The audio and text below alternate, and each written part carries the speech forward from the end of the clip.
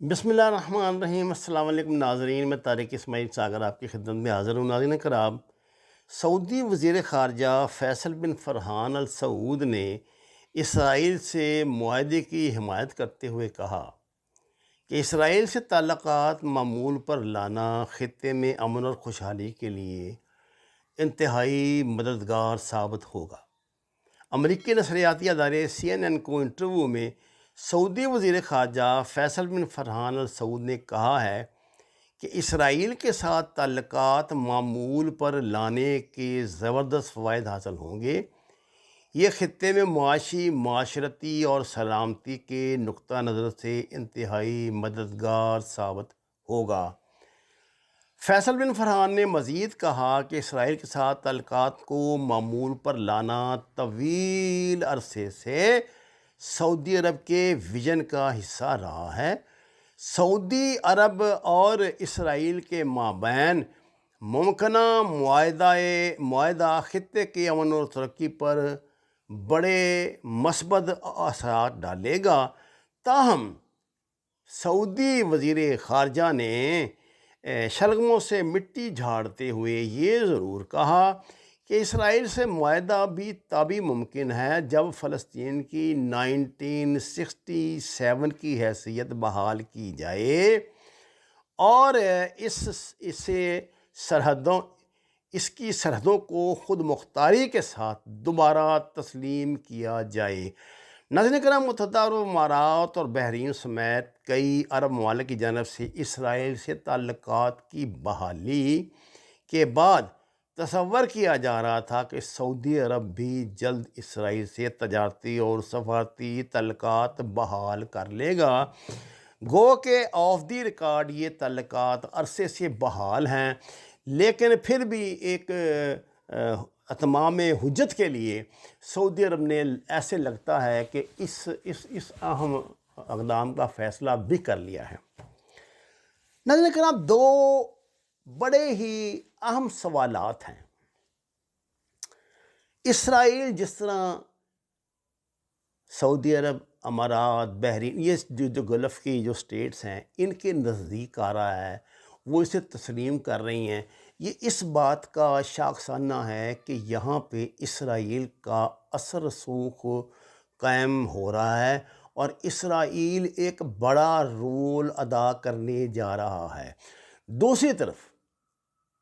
دوسری طرف بظاہر صدر جو بائیڈن نے آتے ہی جو ڈنڈا اٹھایا ہے سعودی عرب پر، اور جس طرح انہوں نے شہزادہ سلمان سے تو یہ بات ہی کرنا نہیں پسند کرتے، ان کے انتہائی معذور اور بیمار والد صاحب جو اس پوزیشن میں نہیں ہیں کہ بات چیت ہی کر سکیں، صرف ان سے بات کرتے ہیں، اور انہوں نے حوثیوں کے خلاف مہم میں بھی کوئی بھی پارٹیسپیشن سے انکار کر دیا، بلکہ شنید یہ ہے کہ آپ جو حوثی بڑھ چڑھ کر حملے کر رہے ہیں اور جس سے خاصا نقصان بھی سعودی عرب کو پہنچ رہا ہے، ان حملوں کے پیچھے بھی امریکہ کا ہاتھ ہے۔ ناظرین کرام، سوال یہ پیدا ہوتا ہے، کیا امریکہ اور اسرائیل کی پالیسی میں کوئی تضادات آ گئے ہیں؟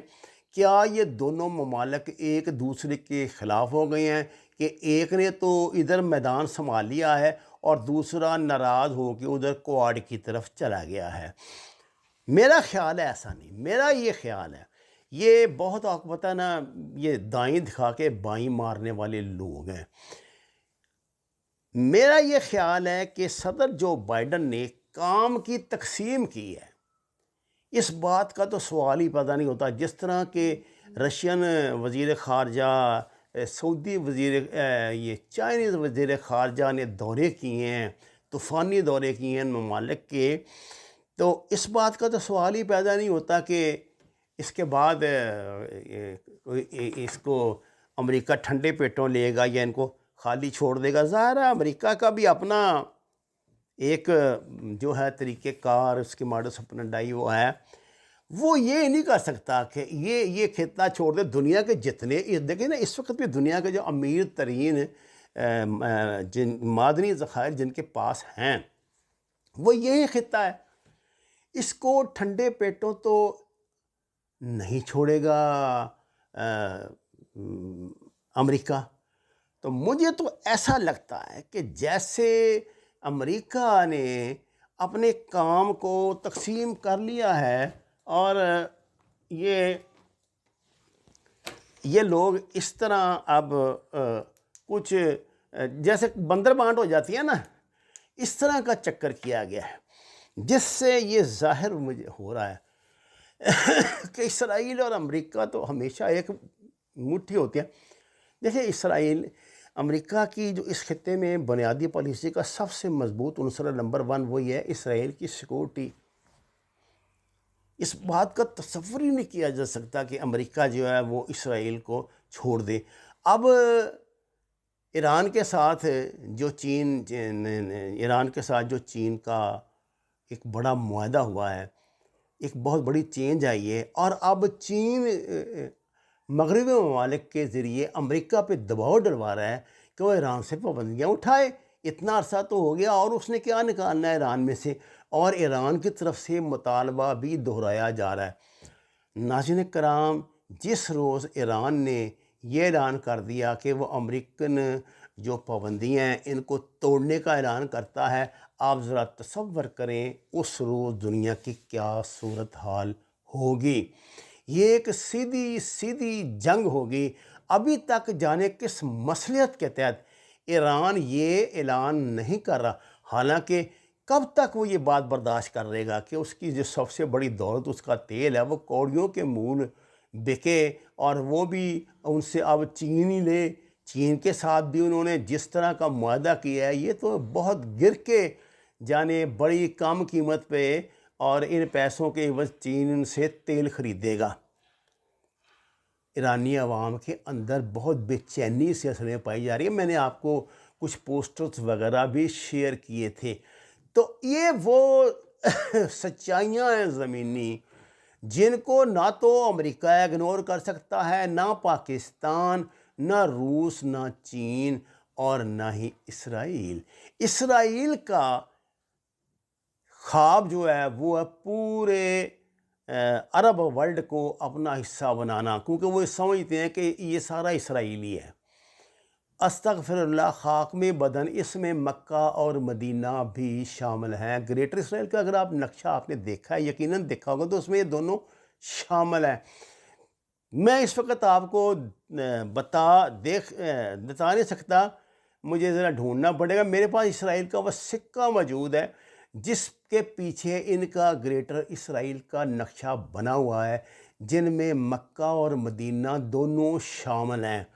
یہ ان کے وہ عزائم ہیں، یہ ان کی وہ آپ سمجھیے دجالیت ہے جس سے یہ کبھی بھی ہٹیں گے نہیں، اور ان کی ایک تاریخ ہے کہ یہ ایک ضدی لیکن کچھ کر گزرنے والے لوگ ہیں۔ جس طرح کی اللہ ماشاء اللہ قیادت مسلمانوں کی ہمیں مشرق وسطیٰ میں میسر ہے، اس کے بعد اگر آپ یہ امید رکھیں کہ وہ کچھ کریں گے، ان کا اس طرح مقابلہ کریں گے، سوال ہی پیدا نہیں ہوتا۔ اس صورتحال کا پاکستان نے بہت پہلے ادراک کر لیا تھا کہ عرب ورلڈ، خصوصاً 1967 کی جنگ کے بعد، کہ عرب ورلڈ میں باتیں جتنی مرضی کرتے رہیں، اپنے آپ کے سلسلے یہ پتہ نہیں کن کن ہستیوں سے جوڑتے ہیں، لیکن ان تلوں میں تیل کوئی نہیں، انہوں نے لڑنا ورنا کوئی نہیں، یہ بزدل لوگ ہیں، عیاش لوگ ہیں۔ اس لیے پاکستان نے اپنی عسکری پریزنس ہمیشہ سے وہاں رکھی۔ آج تک اب بھی سعودی عرب پاکستان کی فوج پہ ڈپنڈ کر رہا ہے۔ وہ جانتا ہے کہ یمن کے خلاف اسے اگر کچھ تحفظ مل سکتا ہے تو پاکستان آرمی کی وجہ سے ہی ملے گا۔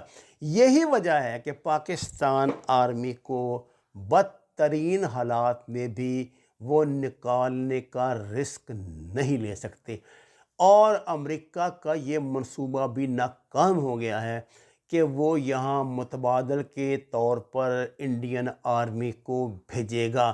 آپ کو میں نے پہلے عرض کیا تھا کہ بھارتی چیف آف آرمی اسٹاف کا جو دورہ تھا وہ ایک بڑے پلان کا حصہ تھا، جس کے مطابق افغانستان اور سعودی عرب اور یو اے ای میں انڈین افواج کو نیٹو کی متبادل افواج کی طرح استعمال کیا جائے۔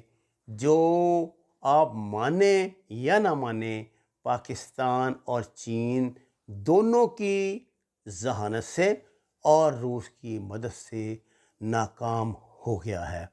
اب جو سعودی وزیر خارجہ کا یہ بیان ہے، یہ تو ظاہر ہے ان کا کوئی نئی بات انہوں نے کہی نہیں، وہ تو یہ چاہتے تھے، اب شاید وہ اس کو باقاعدہ عملی شکل بھی دے دیں۔